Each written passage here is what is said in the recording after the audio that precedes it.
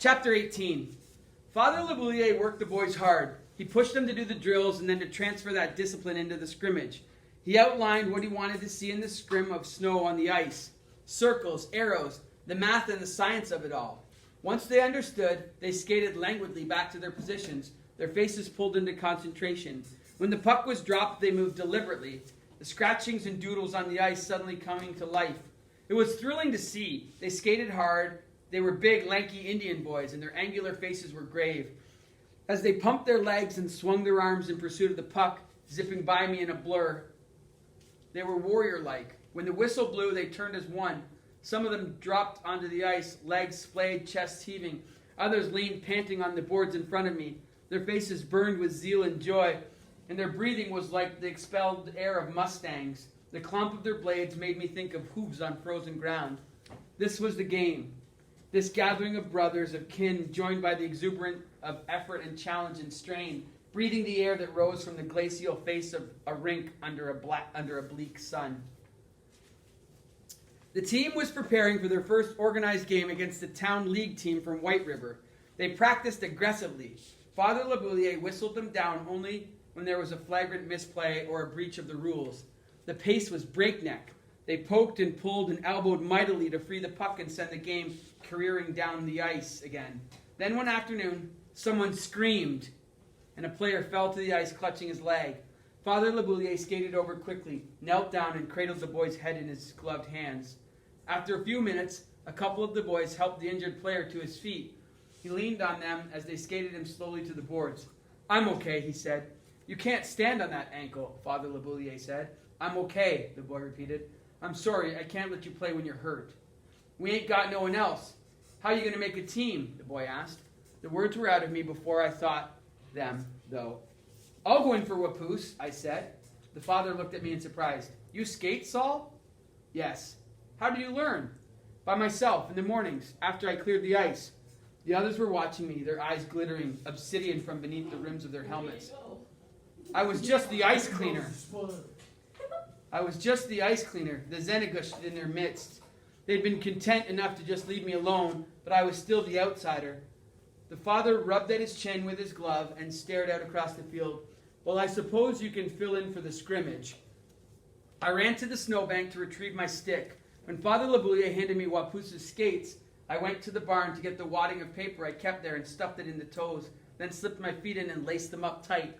The father was grinning as I leapt over the boards. I skated once around the ice, slowly, getting my legs under me.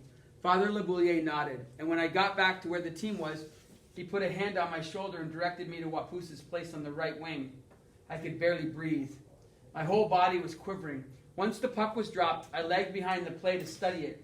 When the players moved up ice, I skated on my wing. The other boys ignored me. I stayed at the edge of the scrimmage, the play rolling its pattern out in front of me. Then suddenly I saw it clearly. I saw the direction of the game before it happened, and I moved to that spot. Now I bent to my skating, spreading my feet a little wider and keeping the full length of my stick blade on the ice. There was a collision at the blue line, and the puck squirted free. It spun like a small planet in the universe of white. Everyone reacted at the same time. I could hear the clump of their blades. But I pushed hard, evenly, and I was at full speed in 3 strides. I scooped the puck onto my stick and cradled it as I pumped with my other arm. The goalie yelped and backed slowly toward the mouth of the net.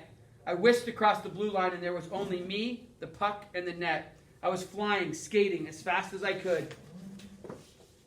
And then time slowed to a crawl. I could hear my breath, the yells of the other boys behind me, feel the pump of the blood in my chest, see the eyes of the goalie squinting in concentration. When I was 12 feet out, I leaned back on the heels of my skates and pushed the puck out into space between my knees. I shuffled it back and forth like Bellabo. I wriggled my shoulders, and then I pulled a broad feint to my left, and the goalie took it. Sliding over on one padded knee with the paddle of his stick on the ice. Once he'd committed, I tucked the puck back neatly between my legs like I'd done so many mornings with the horse turds. Reached back with my stick and caught the puck in the middle of my blade. I flicked my wrist and the puck slipped neatly into the right angle where the crossbar met the post. I spun on my skates and slid backwards into the boards behind the net. I was too shocked to raise my arms. The other players turned in a long, slow curve to stare at me in amazement.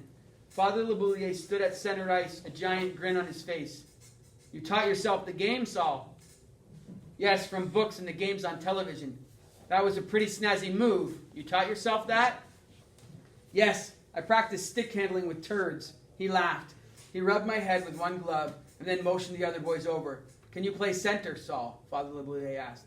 Like Beliveau? He grinned. Yes, like Beliveau. I can try. Good. Ottertail, you take the right wing. I play center, Ottertail said with a hard look at me. Let Saul try it, just for the scrimmage. Father LeBouillier blew his whistle, and I lined up to take the first face-off of my life. I lost the draw, but once the scrimmage began, that curious sense of being able to anticipate the play took over.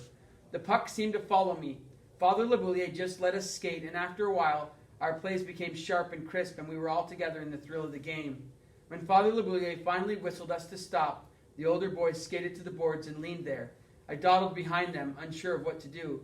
But as I drew near, they made a spot for me among them. We stood there like stallions, home from the range.